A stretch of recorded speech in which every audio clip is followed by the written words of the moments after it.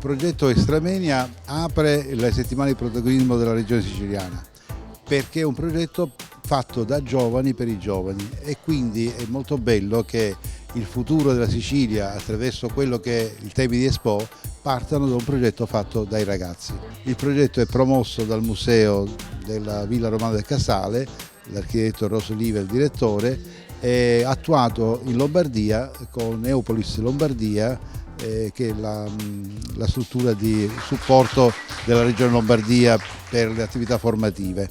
Nasce da lontano, nasce nel 2013 con l'idea di portare i valori culturali e storici, e nel particolare enogastronomici, della Villa Romana del Casale a Milano in vista dell'Expo.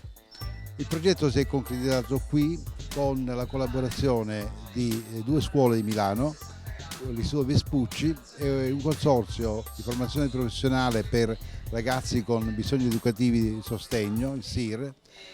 per realizzare piatti attraverso i laboratori di cucina, i piatti dell'antica Roma raccontati attraverso i mosaici della Villa del Casale. È un'idea molto particolare e anche singolare, perché abbiamo portato la storia dell'arte negli istituti alberghieri dove non si studia e abbiamo fatto sperimentare questa arte culinaria romana,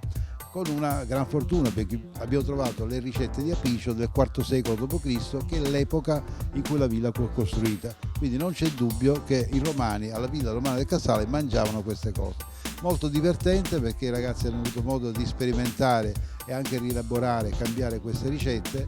visitare la Milano Romana, visitare poi la Villa del Casale, scoprire tutto un mondo nuovo. Alla fine l'abbiamo documentato, e qui oggi lo presentiamo attraverso i filmati e tutti, diciamo, i programmi di divulgazione che abbiamo creato con la nuova Accademia di Belle Arti di Milano, che ha seguito il progetto e ha permesso di documentarne tutte le fasi.